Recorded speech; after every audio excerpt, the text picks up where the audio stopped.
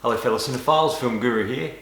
Once again joining me is NETX5 and this is our last review of the Tarantino's film. So today we're reviewing Hateful Eight.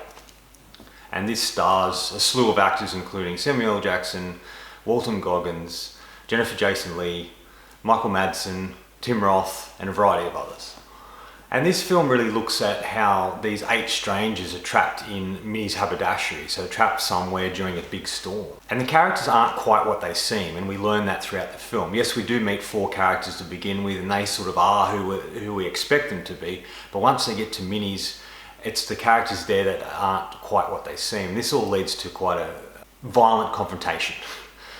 Now look, I'm a big fan of this film. I think it was well done, it was well written, directed, acted, it's beautifully shot. There's really a lot to like about this. It's a very simple story, but I like the fact it's simple in telling a simple story. I was just really blown away by this, and I've seen it a number of times, and it's a film I think you can revisit every now and again because you sort of know how it goes, but you like to see it unfold, I guess. So what did you think of it? Yeah, I loved it. For me, this is like the best Tarantino film since Pulp Fiction. Because I remember when I first saw this in the cinema, it was like one of the best experiences I've ever had. Because like the crowd I had was perfect for it. You know, I knew what to expect, and this honestly felt like a callback to his early career. Because like Tarantino has said in interviews, this film was inspired by Reservoir Dogs and The Thing, and you can definitely see aspects of Reservoir Dogs because you have all these characters meeting up in this one location, which we're in for a majority of the film.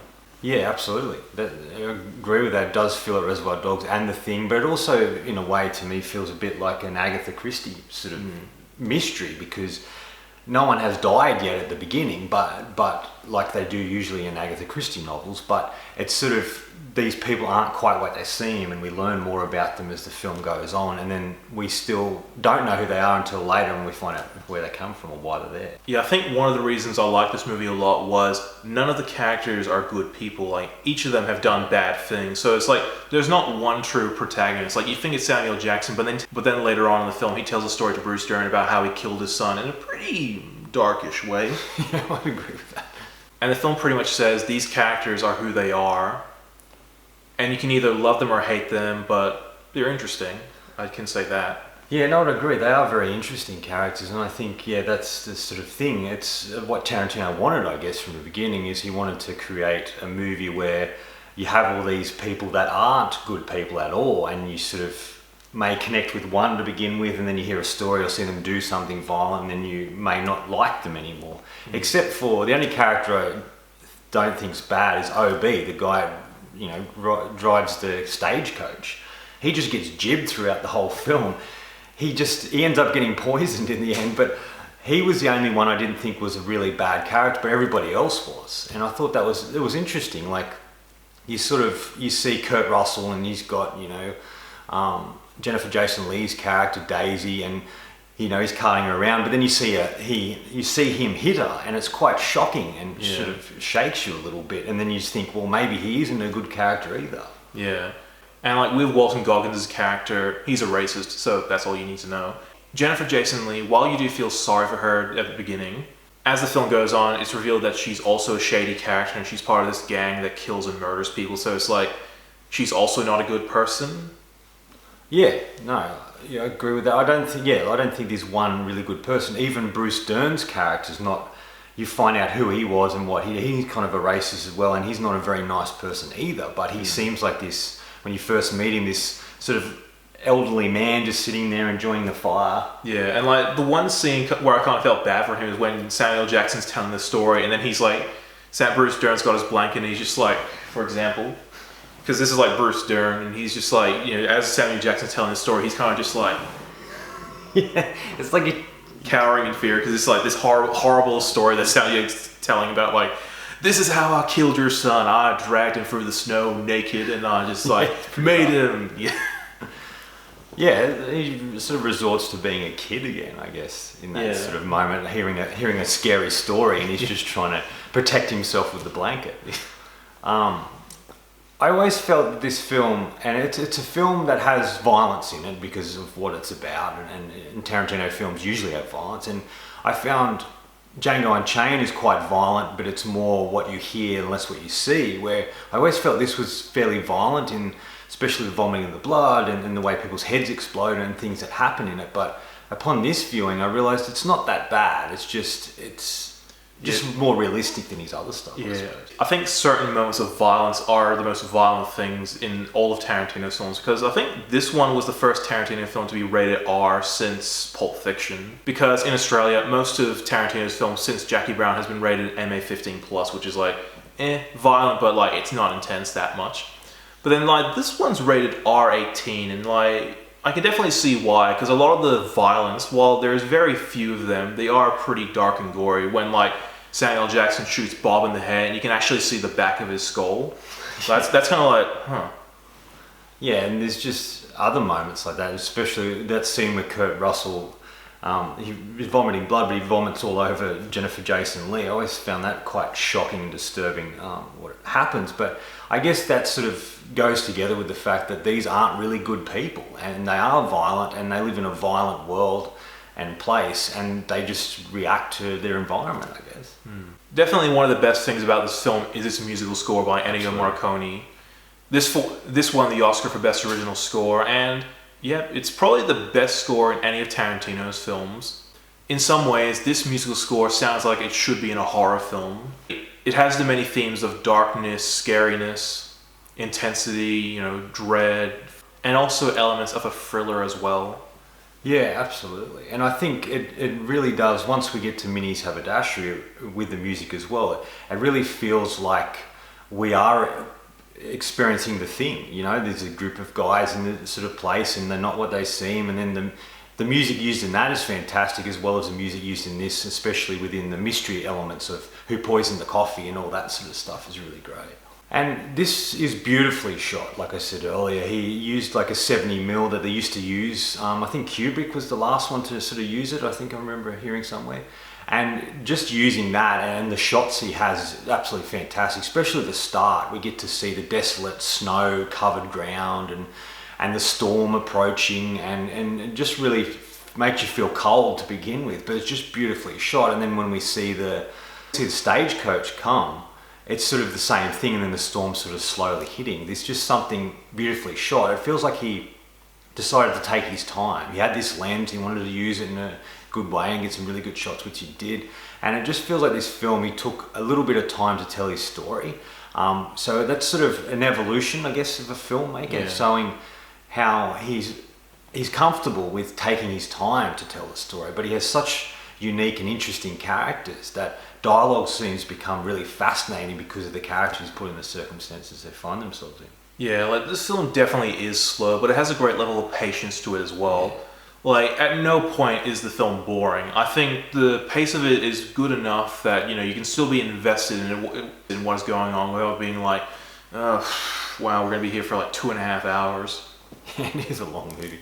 So I think everybody does a fantastic job in this. Every character is interesting, unique. Every actor brings something unique to the character they're playing, and it just feels like no character is out of place. They all serve a purpose within the story, even down to the smallest characters.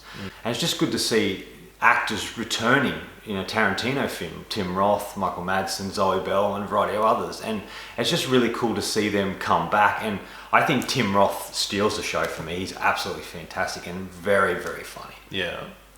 Because I like how his character, to begin with, you think he's this upper British person with his like high accent, and then by the end he kind of goes into the accent he had in Pulp Fiction, where it's like very serious British. Yeah, it's like he's putting on act to completely, to begin with, and then we find out he's not what he seems. And I really like those whole sequences too, where we get to see who these people are, how they ended up there, and why Minnie isn't there, and Sweet Dave, and what happened to them. And all that stuff's really great. And Zoe Bell's so sort of cute and naive in that scene. And charming. Well. Yeah, and it's sort of sad what happens to her, I guess. But it's just interesting to see the type of people that they're dealing with, and the fact that Channing Tatum appears in it, which I found a strange choice to begin with, but it sort of works for the story. Maybe Tarantino was a big fan of 21 Jump Street, the movies, and wanted to like have Jonah Hill and Django Unchained and Channing Tatum in Hateful Eight. Maybe that's the connection he wanted to go with. Yeah, I guess he wanted to try and... He likes to take actors and try and put them into something they haven't really done before. And I think that was a good example. And Jennifer Jason Leigh is just a standout too. Phenomenal. She was nominated for the Oscar for this and like pretty much deserves it. Yeah, absolutely. Her performance is fantastic. It's the best role she's had in a long time and the best performance she's given in years. Complete honesty, I had no idea who Jennifer Jason Leigh was before this movie. Never even heard of her. And then like, definitely after this movie, her career seemed to take a like career trajectory upward. Because like, now she's in all these movies that like I've been watching. And I've watched a few... And I have been watching a few older films she's been in, like Dolores Claiborne and Road to Perdition. But Hateful Eight is definitely her career-defining performance. This is the performance that everyone will remember her for. Yeah, I agree with that, and I think her what sort of threw into the limelight was really Single White Female. Like, didn't watch it. No, I've never seen it. Yeah, have to watch. She's great. She's sort of an unhinged character, and she's fantastic. And Bridget Fonda's really good in it as well. But I like that Existence that she did with Cronenberg and Jude Law, and she's done a slew of things. So I've sort of known her, but this was her best role since Single White Female. But it was even better, I think, than her performance in the other film. I think another actor who really stands out is Samuel Jackson. This is definitely up there as one of his best performances. Probably on the same level as his character from Jackie Brown. Yeah, I agree with that. He has some really great moments. I love the whole Lincoln Letter storyline. I think that's fantastic because he does that to protect himself and it's not really real, but it's funny how people believe it is. Yeah. And he's quite, you find out, especially with the stagecoach, when he's on the stagecoach going towards Minnie's haberdashery, you find out that, but you ultimately find out he's not a good guy either. He's killed a lot of people, he's in prison, not only killed people, you know, the sort of armies that are after him, but he killed people, his own kind of people as well.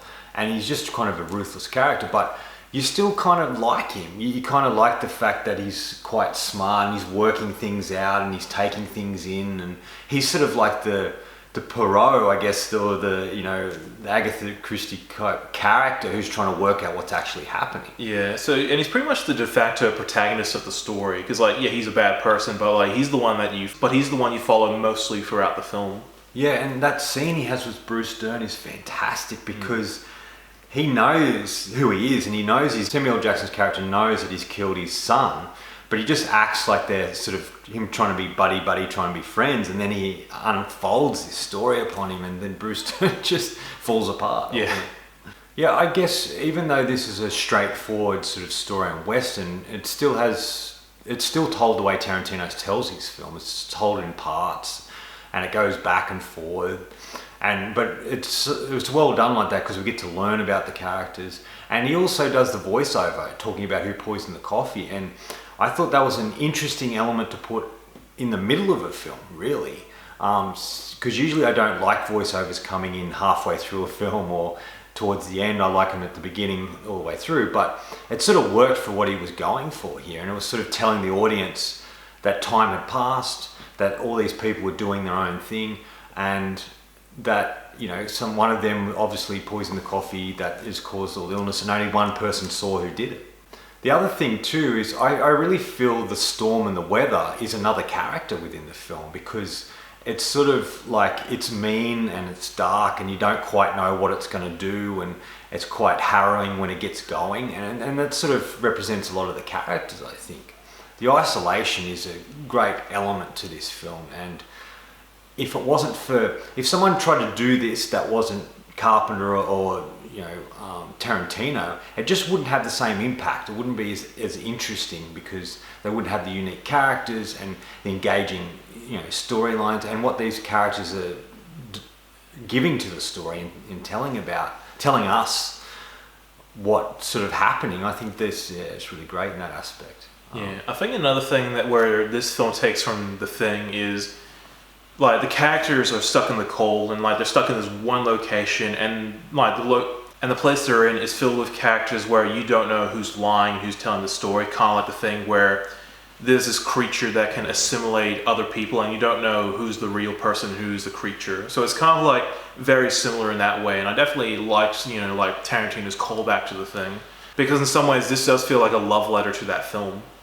Yeah, no, I absolutely agree. And the fact that he has Kurt Russell in it as well Yeah. is sort of another tie-in. But yeah, I guess it is a love letter. And I think that's what we find with a lot of Tarantino's films. There's a lot of love letters back to other cinema and other directors and other films. Like, he's a real callback to that. He's really a genre filmmaker. And the fact that he decided to make another Western, I thought was an interesting choice. And the fact that he had written this script which had leaked, and he wasn't sure if he was going to do it, so he ended up doing a bit on stage where he got some actors to come together to read out the whole script and see how it worked. And some of those actors he used in the film, some he didn't.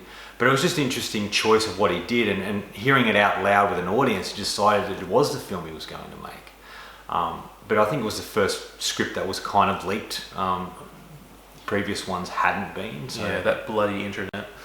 So it sort of put a damper on it for him. But what a film he's able to make, and the fact that, like I said, the second Western, and it's the first time he's ever done two films within the one genre. Before, obviously, Kill Bill, he did the crime genre films. They were kind of different, where you'd never really...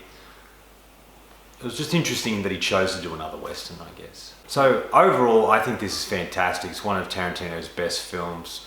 It's just really well written and acted and put together, and Tarantino really sort of outdid himself, I think, with this film, and it really fits really nicely into his catalogue of cinema. Yeah, it's just a film I really thoroughly enjoyed. I do find, however, I enjoyed Django Unchained better, but I still think this is one of his best films. I love this film. This was technically well crafted, had an interesting story. It had elements of a mystery, thriller, horror, and a Western, which just worked perfectly together. All the acting was great. Tarantino's direction was on point. The score by Ennio Morricone was just a joy to listen to. For me, I definitely prefer this over Django Unchained, because Django Unchained, I think that suffered from being too straightforward and being a little bit more boring. Hateful Eight is definitely a better paced film, and I was never bored while watching this. So yeah, for me, this is the best Tarantino film since Pulp Fiction, and I'm going to give The Hateful Eight a 10 out of 10. Wow. That's how much I loved it. I agree with a lot of what you said, and absolutely is fantastic. And yeah, for me, I'd give Hateful Eight 4.5 out of 5. I really enjoyed it, and I thought it was a solid film and well made. So this is our last video for the Tarantino films. Obviously the next one we'll do will be regards to Once Upon a Time in Hollywood, which has just been talked about that it may be his last film, which I think would be a great way to go out. So I'm kind of really fascinated to see what he does with that. Anyway, that's all from me today. Special thanks to NETX5 for his help with this review. Thanks for watching. I hope you enjoyed this video, and if you did, please hit subscribe down the bottom. Follow me on Facebook and Twitter. Otherwise, until next time, enjoy the movies.